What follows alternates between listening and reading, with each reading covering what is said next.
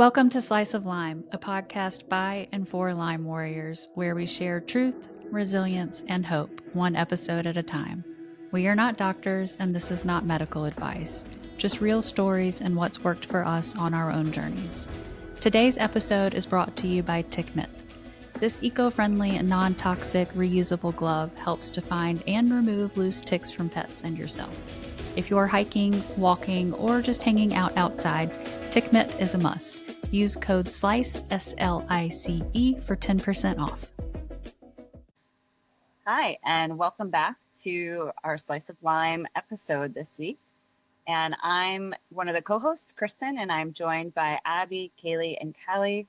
And this week we're talking a little bit about basically how we've been feeling, because the full moon, there was a powerful full moon this past Tuesday, and all of us have kind of been going through it with different symptoms, including brain fog, which is going to be making for a pretty interesting episode. But we kind of want to, just meet ourselves where we're at and talk through what we've been doing to get through the week.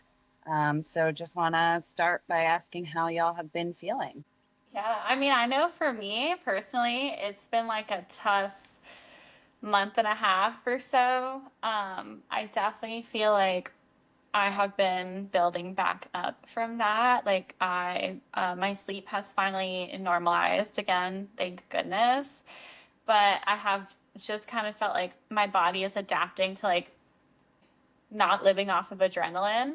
And so that's always like really strange and hard to navigate. I did have some anxiety and some like big emotions around the full moon. I had brain spotting the day after the full moon, and Sammy was like, "Hi, how are you?" And I'm like, I was like already crying. It's like, no, I'm good. I promise. So it's just been like high emotions. I feel like for me, with pangs of anxiety, that are sometimes just hard to navigate because it's not like an adrenaline dump. It's just like anxiety without a thought. And sometimes that makes it difficult because it's like, all right, if the anxiety is like small, what do I do for it? Like, should I just take medicine? Should I meditate? Should I put my legs up? Like, just kind of, I guess for me, like this past week has been more of adjusting to like find the balance of where my body is. And I feel like sometimes that's frustrating and sometimes it's like laced with guilt and impatience and things like that. So for me, I would say it's been more of an emotionally or mentally challenging week for sure. Abby, have there been things that have helped you navigate some of those feelings of like guilt or like you don't want to rest, but you need to rest? Yeah. I've been doing a lot of journaling. I have been doing the brain spotting, and I think just meditating and practicing radical acceptance of like this is just where I am right now.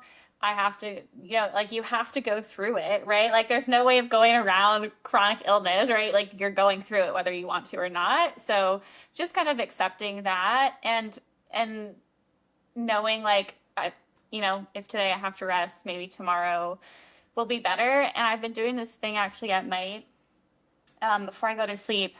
I say like, what do I have to look forward to tomorrow? And I try to find 5 things or 3 things, whatever, 3 to 5 things to look forward to the next day, because it makes me feel better. And I actually read a study, or I heard on a podcast, that when you have things to look forward to, you actually sleep better. So I try to like say it out loud of things I have to look forward to the next day. I like that. I do like that. What's the brain spotting? I should know this, but I think I'm having severe brain fog, and No, I can't remember what I think it it's is. important because I think a lot of people are probably not going to even know what brain spotting is. So yeah, if you could share what that is and how that's helped. Okay. It's hard for me to explain. It's kind of like if you know what EMDR is, which is where they use eye positions to like help process trauma. Brain spotting, I feel like, is like a cousin to EMDR. Like they're kind of, in my opinion, close knit, but I feel like brain spotting is more experiential, in my opinion. And so we do like, I'll have Sammy, who's the provider, we'll talk a little bit and she'll keep an eye on like where I'm looking and kind of like she'll identify a spot. And so, like, let's say on Wednesday, I was feeling sad. And so she'll be like, oh, when you were talking about feeling sad, you were looking up at like the top right. And so that will be like our spot. And she'll, you know, like, I don't know, I look at the spot and she kind of like guides me through it. Um, Processing, it's like a subconscious processing that I think is extremely helpful for me. Like since I've started brain spotting, and I feel like I need Sammy here, so I'd be like, right, girl. Since I've started brain spotting, like I've driven to my office 3 different times, which is a 35-minute drive. I haven't done that since November. I've gone to a baby shower. I've gone line dancing twice. Like I feel like brain spotting has made a huge impact in my recovery, but it can be like very emotionally taxing because if you're in like a very activated spot, like it's an activated spot for a reason, right? And so working through that I think is very helpful. But like on Wednesday when I cried through most of the session afterwards, I mean I cried like 30 minutes afterwards as well, and I was like, all right, I'm good to go. Like I feel good. So I feel like it's been really helpful for me. I don't know if I did it any justice by my explanation, but that's my understanding of how it works. So it's a way to process different emotions with your eyes.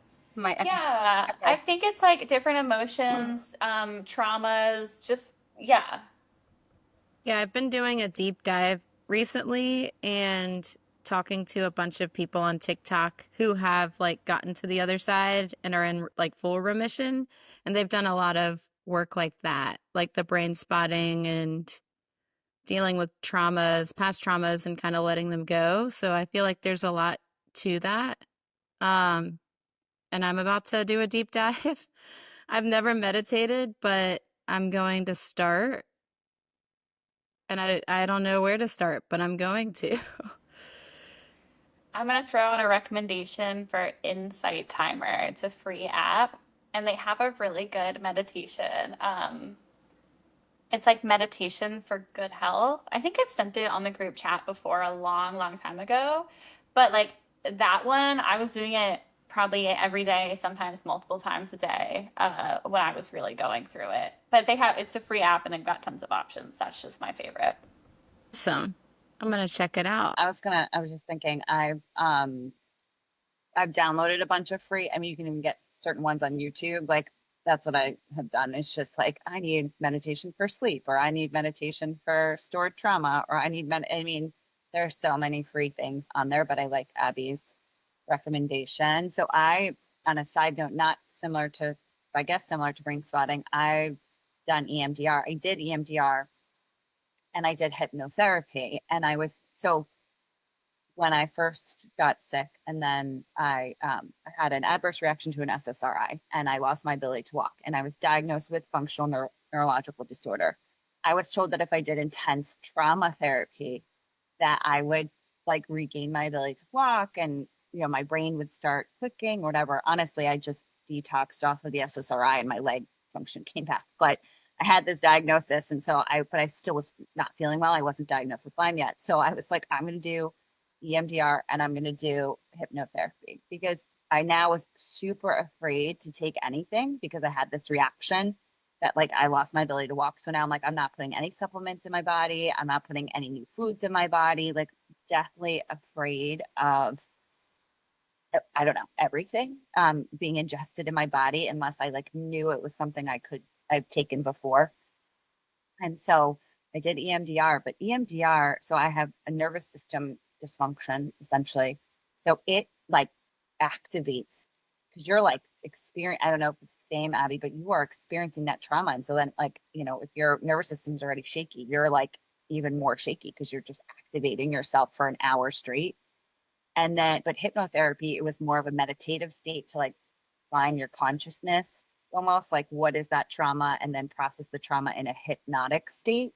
And I found that to help. And also like when I got my new psychiatrist, she was like, you have your nervous system's totally dysregulated. You cannot do EMDR until that is healed.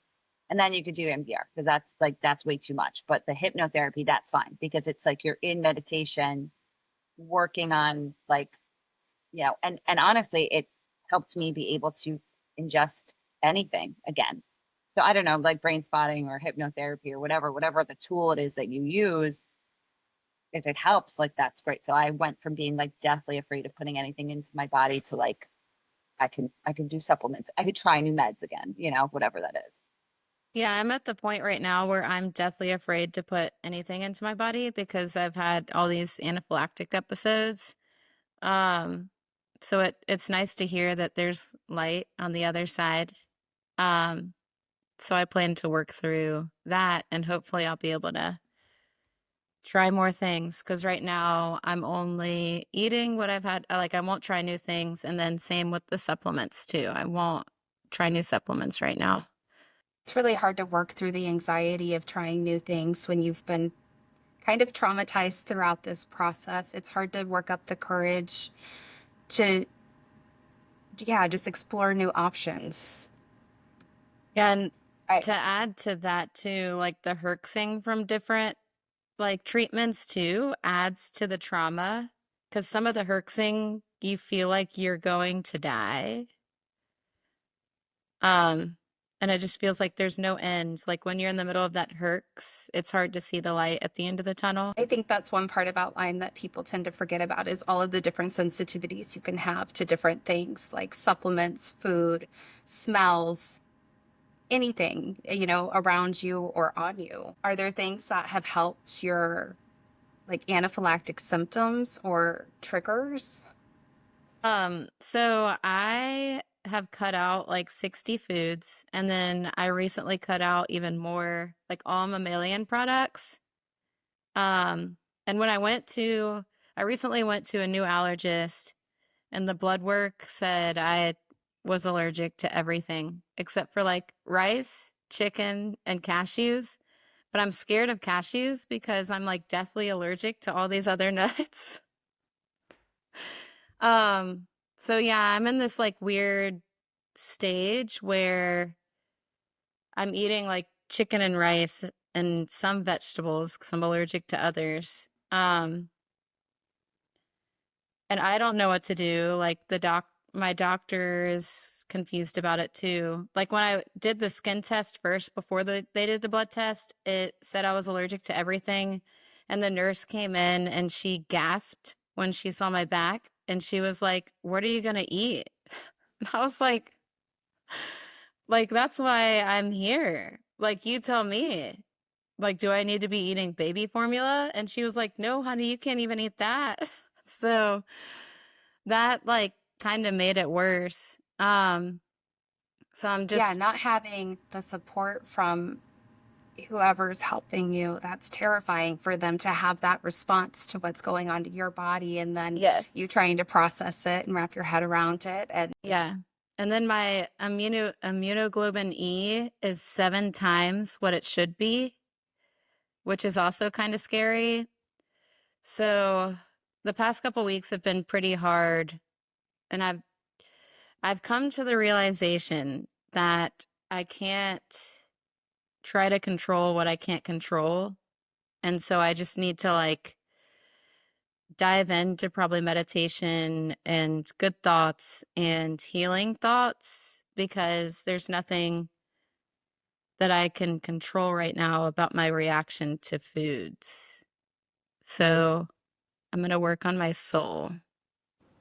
Callie, I would highly, right, like all caps, highly recommend brain spotting or DNRS, which is dynamic neural retraining system. And I mean, I know DNRS helps with like chemical sensitivity and food sensitivity and things like that because it's all about rewiring the neural pathways. But I also have a lot of faith that you could find brain spotting very helpful. I mean, I think anybody would find brain spotting very helpful. I want to look into it. I'm really intrigued by it. I might reach out to Sammy. What's Sammy? What she's Lyme resilience? What's her? Lyme Collective. Resilience Collective. Okay. And she's like Maybe, virtual? Like, does she do yeah. virtual appointments? She's located in Arizona, but she does virtual. I tried Primal Trust. This was last year, when I was at my sickest. And I couldn't, my brain just wasn't operating. So I only made it so far in the modules. And like the only one I found helpful was the meditation. But I know there are programs like that, that people use for the nervous system rewiring. And that also has eye movements. And like you could stare when it's your fingers close up, you stare when your fingers far away, so you look on the horizon. There's different eye movements that you can do to again rewire your brain. It's a lot to do with your eyes, but also you just need to feel safe in your environment. A lot has to do with like safety, and if you're not feeling safe, then everything kind of goes out the window. I think that's what's happening to me because I don't feel safe. Like right now I'm seeing everything as a threat. And so when I'm eating, I'm like scared every time I eat. And so my body, I think in turn is like, okay, well, this is a threat. She's seeing this stuff as a threat and doesn't feel safe. So I think it's important, like y'all are saying, to work on that and find your safe place and then rewire your brain so your body can like rewire itself. And so like my body won't be like, "Oh, you're allergic to wheat and oats and all this other stuff." Like peas. Who's allergic to peas?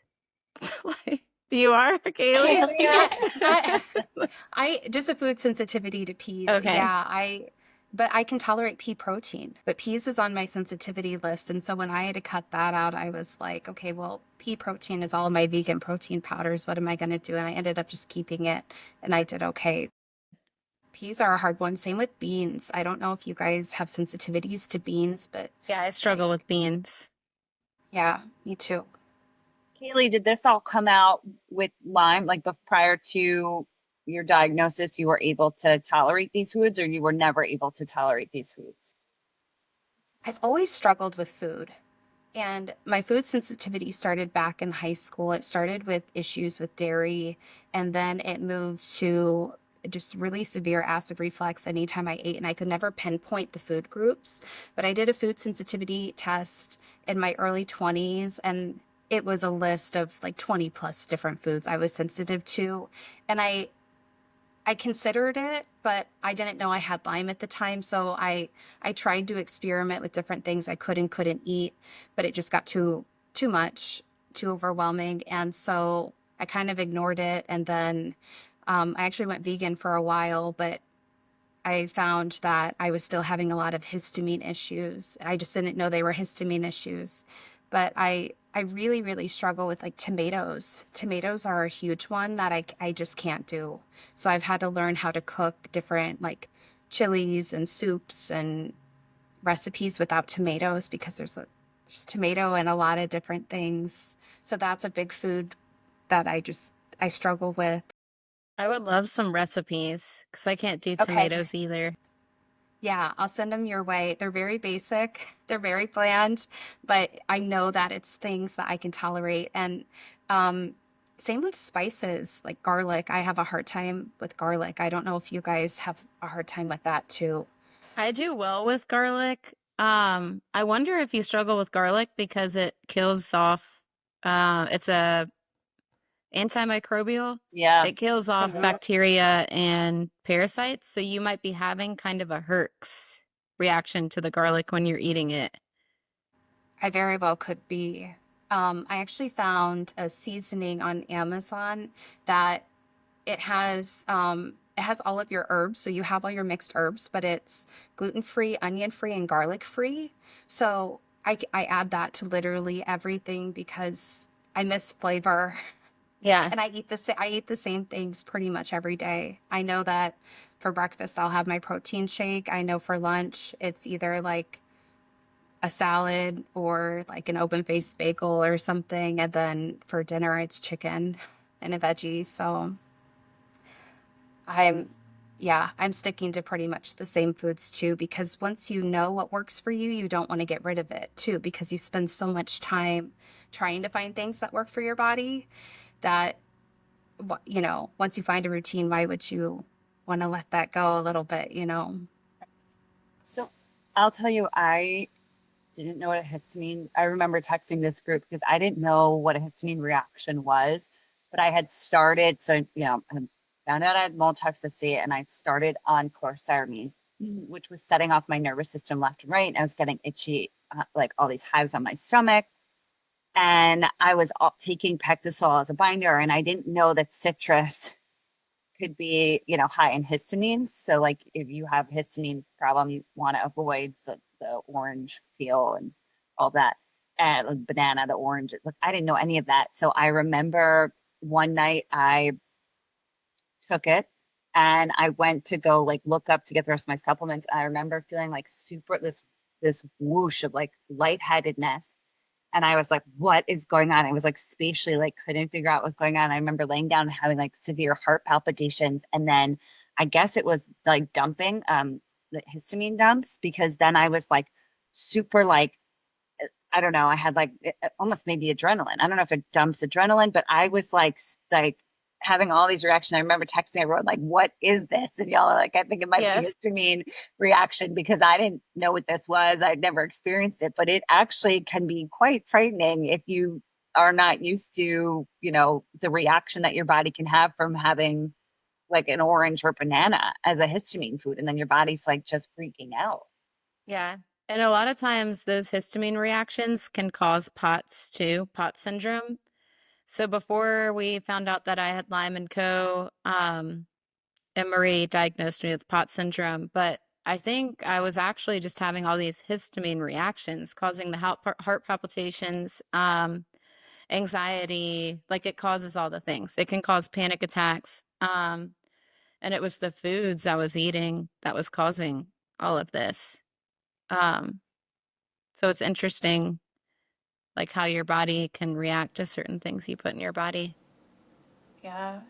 I used to, when I started having histamine issues again after this most recent mold exposure, um, I would eat and then I would just watch the clock and be like, if I can get through the first 2 hours after eating, I know I'll be okay. Like I remember like Christmas dinner, I was like still struggling with histamine reactions. And Christmas dinner, we had beef Wellington and some other stuff.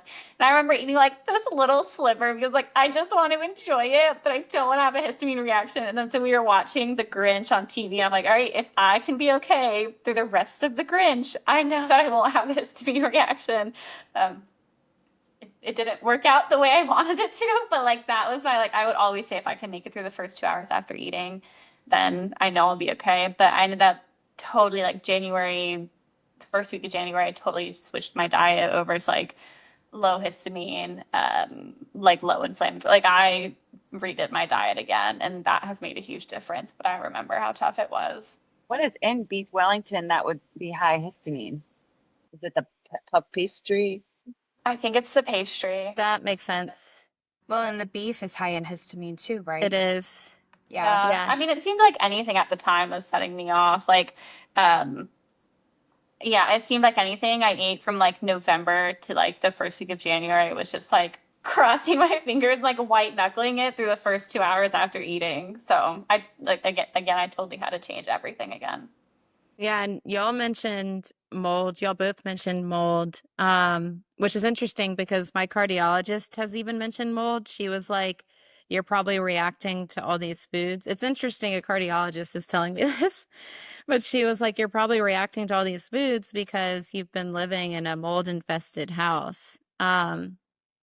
Which we're like mitigating, but she also thinks there's mold in the rental house too. So it'll be interesting to see, like, after I get in a mold-free home and like do a detox when I'm ready, because right now I'm terrified of trying anything new. But it'll be interesting to see if I can finally add stuff back when I'm in a mold-free environment. Yeah, that's what I noticed when I was healing from mold was the foods that I was very, very sensitive to, I could start to reintroduce again. And that process took about 7 months. It took me about 9 months to heal from mold, but around like that 7 month time stamp is when I was able to just start trying new things. And now I can tolerate more food. So I would definitely consider mold as a possibility and know that it will get better. It will improve with time and healing. Actually, I saw something. I think I was telling Callie, a mold doctor online was talking about how if you have an allergy to penicillin or amoxicillin, you may want to look into maybe you just have like a lot of mold in your body, and that's what's causing this reaction to penicillin and amoxicillin.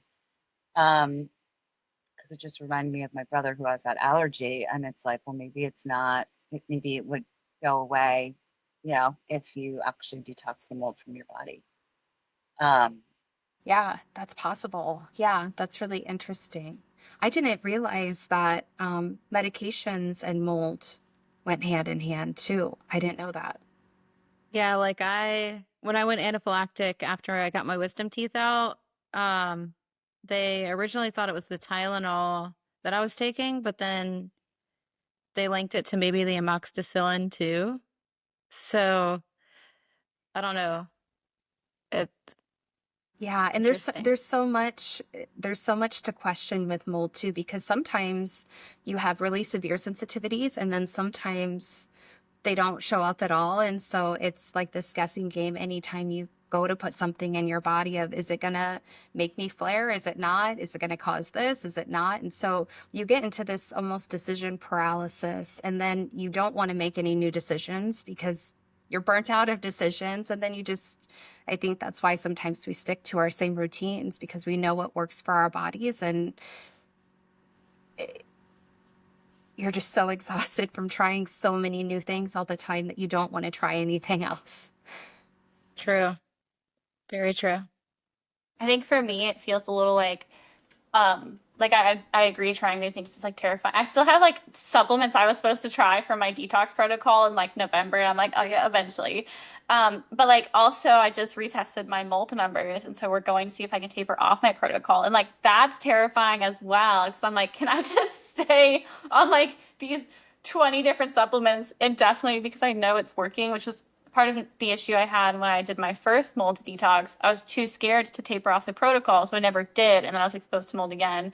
And now I'm like back where I am. Like, I need to make changes and add some things and take some things out, but it's just terrifying. So you think it would have been more helpful had you tapered off, added different things, and then with the new mold exposure, you would have been in a better place, or that's hard to say? I think it's hard to say, but like binders are not meant to be used long term. And I have been on a large amount of binders since I'm looking at the date in the corner of my computer here. I've been on a large amount of binders since April of 2023. So, like, you want to talk about binding to nutrients and stuff? Like, I wish I had taken the opportunity to give my body a break. And you're on, That makes sense. for example, activated charcoal as one of them, or bentonite like, are you on the heavy duty binders? Yes, I'm on 5 GI detox and 6 chlorella. But That's five. a lot. So I take 2 GI detox. No, I take 3 GI detox before bed, and then I get up in the middle of the night, and I take two more. And so every night I'm getting up in the middle of the night to take more.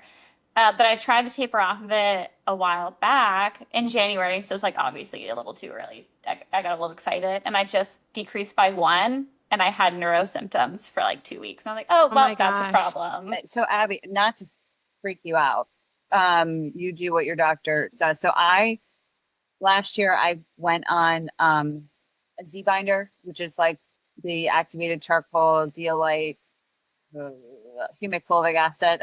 Let me think what else is in there. But anyway, I was on that for 6 months, and I clearly didn't fully get rid of the mold. But anyway, my Lyme litter doctor wanted to test me. I'm still having like severe neurological issues, neuropsych issues, the anxiety, all that, and the vibrations in my spine, so many things. And they were like, I think we need to retest to see what else you have because Bartonella could cause that. We found out we Bartonella, but they're like, we want to test it for mold. This is a mold and a heavy metal test. So molds came back positive, especially for one specific OTA. And then I can't remember what OTA stands for right now, but the other thing was heavy metals. And when the heavy metals test came back, he was like, you are super depleted on zinc and copper, which I guess they go hand in hand. You want to have enough zinc. I don't know, there are two minerals like go together. I don't know the science behind it. I can't explain it, but it was like, you are very deficient and you need to take zinc supplementation, you need to take copper supplementation, but those two minerals, if you're depleted on, affect you neurologically. And so Oh, it was wow. like, yeah, so the activated charcoal was pulling out these very key minerals that you need for nervous system regulation. And so I was like, oh, okay. So that was where I was like, okay, I'm done with that. I'm going to stick to the chlorella and the humic fulvic acid, which I know don't pull out key minerals and you can stay on longer term. And if I need an activated charcoal because I'm herxing so bad, I will take one, but it's not an everyday thing because I was afraid, the neurological. So you're saying the neurological symptoms, afraid of the neurological symptoms because you're pulling out key minerals.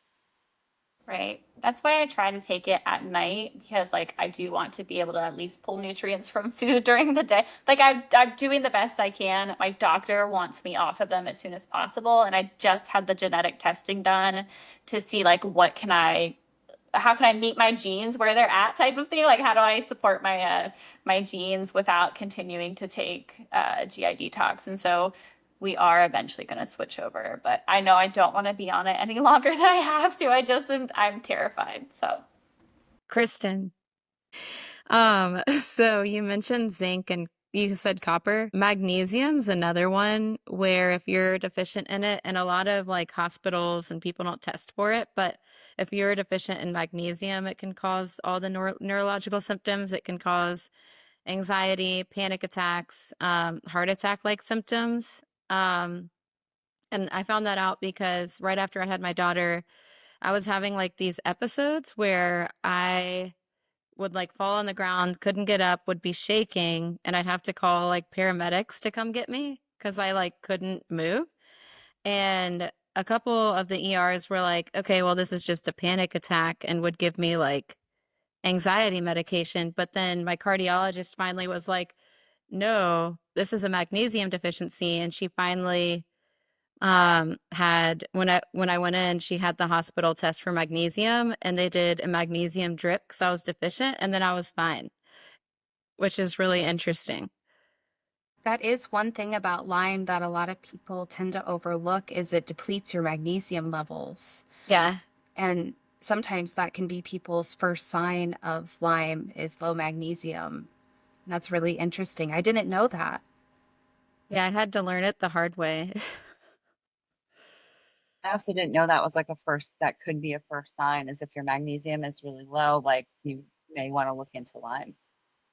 Yeah, same with vitamin D levels. Yeah, mine are It, very low. yeah, I have to take supplements for vitamin D. I actually am now considered anemic, so also iron. And then with my protocol that I'm currently on, I'm on artemisinin or sweet wormwood, but like liposomal form, you can't take iron supplementation while you're on it.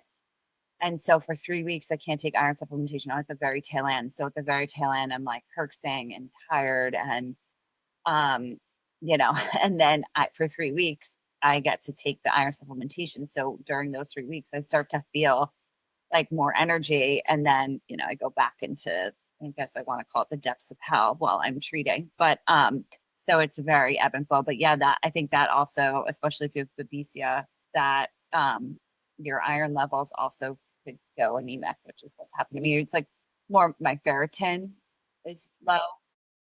yeah, that's crazy. I think, like, we think about Lyme pulling all these like micronutrients and minerals and good things out, and then like on so many binders. I think all of us like probably take binders at one point or another, or probably will take binders at one point or another. And so it's like just making sure we're replenishing everything that we can when we can. Like, I use a magnesium spray at night and I rub it. I'll literally like lay back in bed and I'll press spray it on my feet and I'll be like rubbing my feet together in bed like a bug or something. Like, but it's like anything you can do to like get the minerals, or like a vitamin D supplement or iron or whatever. Just it's an interesting journey to navigate, to keep everything in balance as much as we can, to control the things we can control. it really is. And I think to anyone listening today, like my advice for you would be, if you're going through it right now and you're herxing or you're scared to try something new, just know that this is part of the process. Trial and error is part of the process, and it will pass and it will get better. It's not, this isn't permanent, and we all experience it from time to time. You're not alone. And the symptoms that you have and some of the scary experiences that you go through with having Lyme, it's a very common thing for all of us. And I think all of us today have been able to just,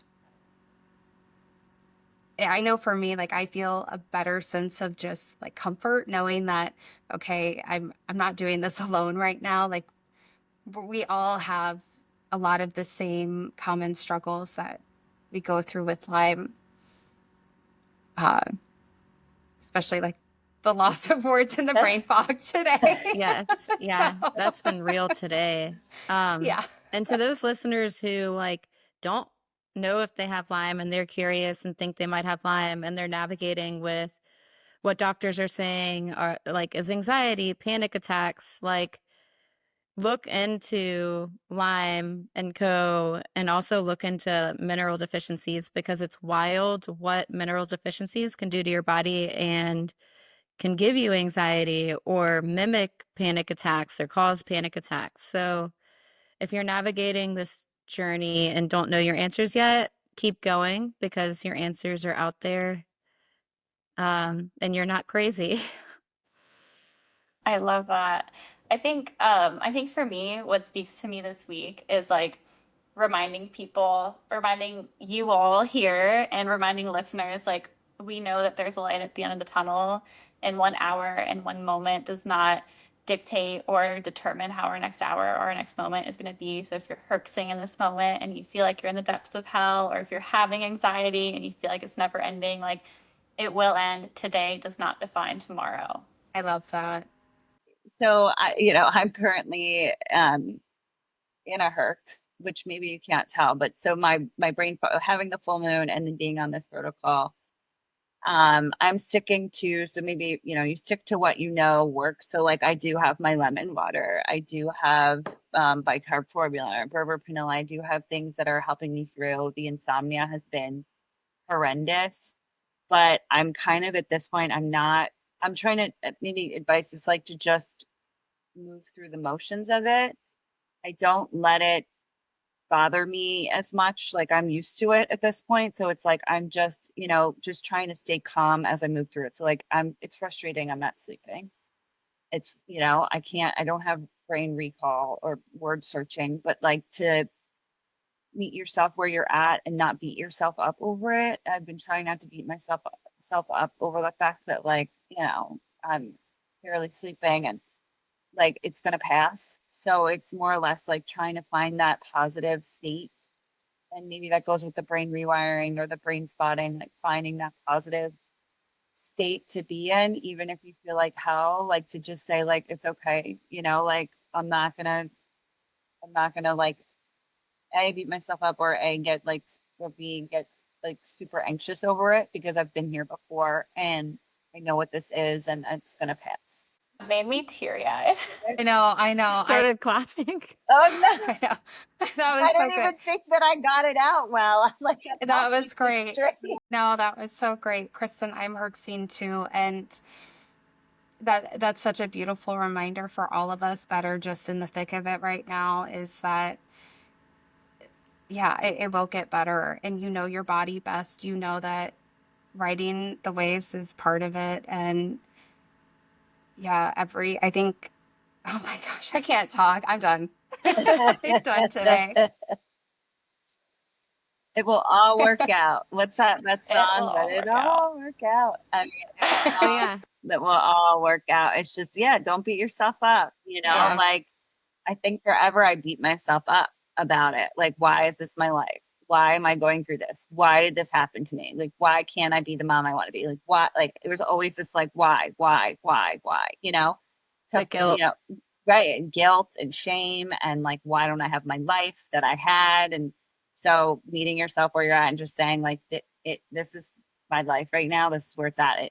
But I'll be okay. Like, we'll be okay. Get through it. It won't, we'll get through it.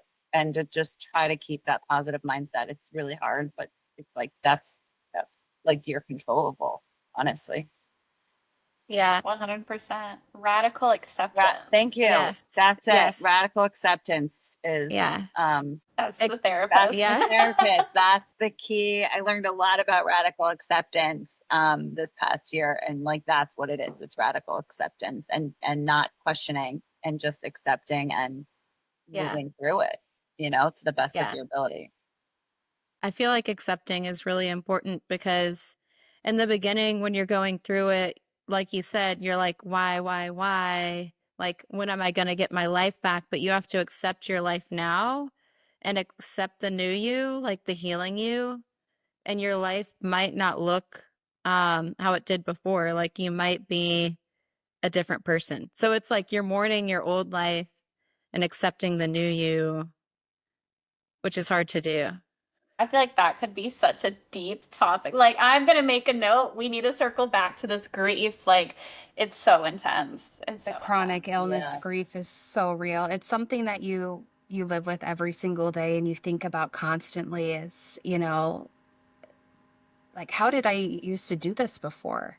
How did I used to work full time and have a social life and run around all the time to now, like, it's a win if I get out of bed and brush my teeth.